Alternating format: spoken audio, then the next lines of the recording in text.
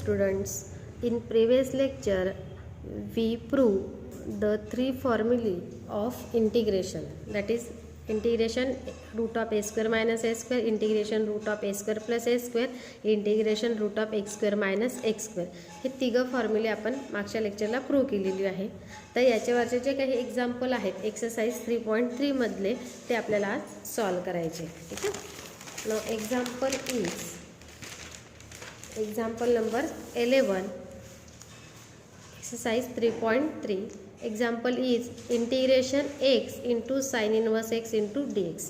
आता हे जे एक्झाम्पल होतं मी मागच्या लेक्चरला तुम्हाला होमवर्क म्हणून दिलं होतं, पण त्या ठिकाणी आपल्याला हे जे 3 फॉर्म्युले आपण आज प्रूव्ह केले त्याच्यापैकी एक फॉर्म्युला लागणार आहे.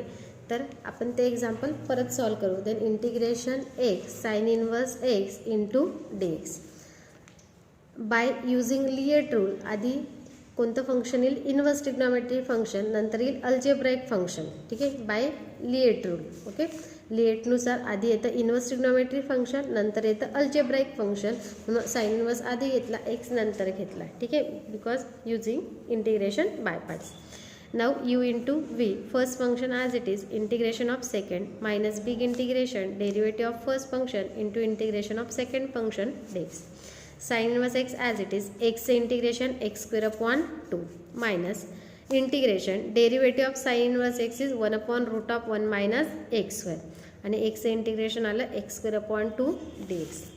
Now 1 half x square sin inverse x minus 1 half is a constant, then out of integration, that is 1 half integration x square root of 1 minus x square dx. 1 half x square sin inverse x minus 1 half. Okay, आता इथे x ची power काय आहे? Equal आहे, म्हणजे term काय करावं लागेल आपल्याला? ॲडजस्ट करावं लागेल. आता 1 मायनस एक्स स्क्वेअर आहे, म्हणजे इथे पण घ्यावं लागेल आपल्याला 1 मायनस एक्स स्क्वेअर. मग इथे जर 1 मायनस एक्स स्क्वेअर घेतला तर वर ॲड आणि काय करावं लागेल? सबस्ट्रॅक्ट करावं लागेल. मग इथे 1 ॲड केला आणि मायनस सबस्ट्रॅक्ट केला आणि हा मायनस मायनस प्लस काय मिळेल आपल्याला? एक्स स्क्वेअर मिळेल. ठीक आहे, ही टर्म ॲज इट इज ठेवायची. 1 half x square sine inverse x minus 1 half. Now separate the terms, that is integration 1 upon root of 1 minus x square आणि इकडे आला हा 1 minus x square root of 1 minus x square dx. 1 half x square sine inverse x minus 1 half dx. आता दोघांचं पण integration काय करू आपण? सेपरेट करू आणि 1 हाफ दोघांना काय होईल? Multiply. 1 half integration dx upon root of 1 minus x square minus minus plus 1 half integration root of 1 minus x square. हा जो 1 मायनस एक्स स्क्वेअर आहे त्याला आपण लिहू शकतो root of 1 minus x square, root of 1 minus x square, एक root of 1 minus x square cancel, then root of 1 minus x square. Okay, then 1 half x square sine inverse x minus 1 half.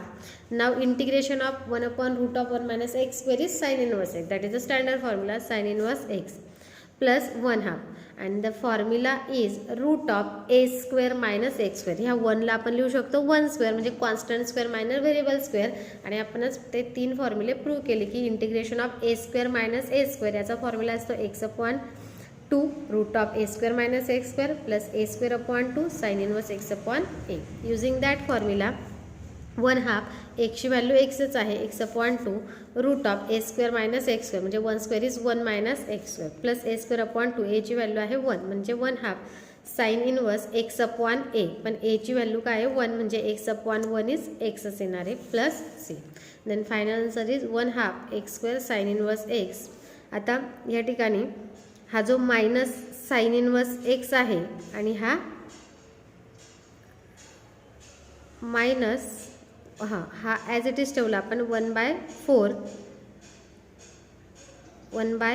हा 2 multiply झाला, that is the हा झाला तुमचा 1/4 x root of 1 minus x square आणि हा झाला तुमचा plus 1/4 म्हणजे हा 1/2 साइन इनवर्स एक्स आणि हा 1/4 साइन इनवर्स एक्स. हे जर साइन इनवर्स कॉमन काढला that is 1 half plus 1/4 is into sine inverse x. याचं कॅल्क्युलेशन केलं तर ह्याला 1/4 into 1/4 into sine inverse x, that is 1/4 minus sine inverse x. हा मायनस आहे म्हणजे हा मायनस येईल, that is minus 1/4 sine inverse x. That is the final answer. Okay, म्हणजे या ठिकाणी कोणता फॉर्म्युला यूज केला आपण? Integration under root of a square minus s square. Now second example, next example integration x square root of a square minus a square into d x. आता हे जे example आहे डायरेक्ट यू इंटू व्ही जर केलं तर त्याचं answer मिळणार नाही, कारण या ठिकाणी a square minus x raise to काय आहे 6 आहे, म्हणजे याचा जो डेरिव्हेटिव्ह आहे तो चालतच राहणार आहे. मग इथे स्पेसिफिक सबस्टिट्यूशन आपल्याला करावी लागणार आहे. इंटिग्रेशन आधी मी हा ब्रॅकेट लिहिते ए स्क्वेअर मायनस ह्या एक्स रेस टू 6ला मी लिहिते x cube bracket square that is x raise to 6 into x square d x and then put x cube is equal to t. एक्स क्यूबला काय मानलं टी मानलं. Derivative of x cube is 3x square d x into d t. आपल्याकडे value आहे x square d x, हा 3 कडे जाताना काय होईल T bye that is g t upon 3. Now put this substitution in integration x square d x याची value आली 1/3 d t आणि इथे root of a square x क्यूबला आपण टी मानले म्हणजे टी स्क्वेअर. 1/3 इज कॉन्स्टंट इंटिग्रेशनच्या बाहेर integration root of a square minus t square into d t. 1/3 okay this is the standard formula root of a square minus x square. एक्सच्या ऐवजी कोणता variable आहे इथे टी आहे, म्हणजे फॉर्म्युला यूज करायचा root of a square minus a square then formula is x upon 2 root of a square minus a square plus a square upon 2 sine inverse x upon a. एक्सच्या ऐवजी काय put करायचा फक्त t that is t upon 2 root of a square minus t square plus a square upon 2 sine inverse t upon a plus C. 1/3 एक्सची value टीची value काय घेतली होती आपण x cube. Now put the value of t x cube upon 2 root of a square. टीची value x cube square is x raise to 6 plus a square upon 2 sine inverse एक्सची value x cube upon a plus c. That is the answer. Now next example.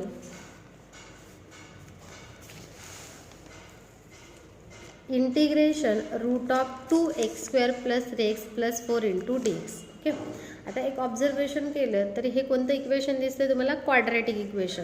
आणि आपण type शिकलो जर quadratic equation असेल तर त्या ठिकाणी आपण काय करतो थर्ड टर्म फाइंड आउट करतो. ठीक आहे, पण तिथे फॉर्म्युला 1/मध्ये होतं. अपॉनला किंवा रूटमध्ये जर असेल अपॉनच्या म्हणजे डिनॉमिनेटरला असेल तर त्या ठिकाणी तुम्ही डायरेक्ट थर्ड टर्म. पण आता इथे रूट ऑफ आहे म्हणजे आपले रूटचे फॉर्म्युले इथे यूज करावे लागतील. ठीक आहे, पण क्वाड्रॅटिक इक्वेशन दिसतंय म्हणजे काय करावं लागेल थर्ड टर्म फाइंड आउट करावं लागेल. पण थर्ड टर्म फाइंड करण्याच्या आधी एक्स स्क्वेअरचा कोएफिशियंट काय लागतो 1. मग आधी आपण एक्स स्क्वेअरचा कोएफिशियंट काय करू 1 करू. मग एक्स स्क्वेअरचा कोएफिशियंट 1 करण्यासाठी रूट 2 काय करावं लागेल आपल्याला कॉमन काढावं लागेल. ठीक आहे, रूट 2 म्हणजेच काय रूटमध्ये 2ने काय करावं लागेल आपल्याला डिवाइड करावं लागेल. Okay root 2 is a common integration root of x square plus इथे काय येईल मग आपण 3/2 एक्स आणि 4/2 इज 2 इंटू डी एक्स. म्हणजे आता एक्स वरचा कोएफिशियंट काय झाला 1 झाला. Now find the third term root 2 root of x square. आता third term means 1/2 into coefficient of x. एक्सचा coefficient 3/2 bracket square. 3 square is 9 2 into 2 is 4 4 square is 16. म्हणजे third term आली आपली 9/16. Now add and subtract third term that is 9/16 minus 9/16 plus 2 d x root 2 and this is the perfect square of x plus 3/4. x square असल्यामुळे x आणि last term 9/16. 9 आहे 3चा square 16 आहे 4चा square म्हणजे हा कसला perfect square आला x plus 3/4 bracket square plus. Now calculate this minus 9/16 plus 2 that is minus 9. 16ने multiply केला that is 32/16. 32 minus 9 is 23/16. Now calculate the 23/16 into dx. Root 2 root of x plus 3/4 bracket square and this is the square of root 23/4 bracket square. Root 23 चा square आला 23, 16 चा square आला 4 चा square आला 16. root 2 and this is the formula root of x square plus a square. a square plus a square चा formula इथे आपल्याला use करायचा आहे.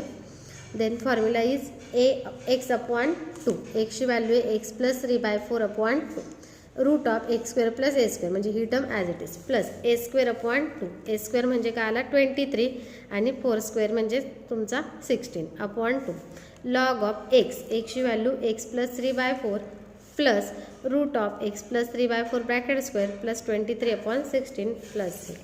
Then root 2. Now calculate this 4x plus 3/4 4 divide झाला म्हणजे 4 इंटू 2 आला हा 8 म्हणजे 4x प्लस 3/8.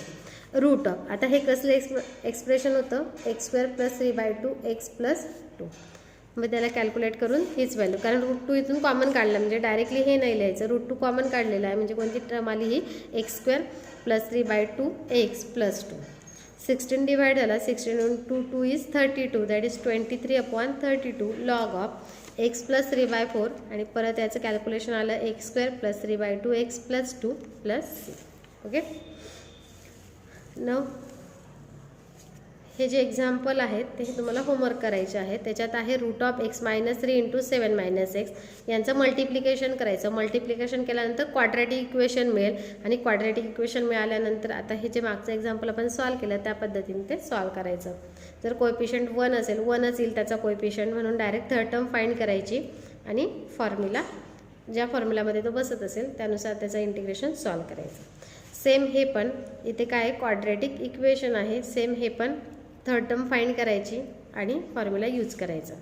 नेक्स्ट एक्झाम्पल, इथे डायरेक्टली काय करायचं, 5 कॉमन काढला √5 ते इथे एक्स स्क्वेअर येईल आणि 3/4 म्हणजे डायरेक्टली फॉर्म्युला यूज होईल तुमचा एक्स स्क्वेअर प्लस ए स्क्वेअरचा. Okay, thank you.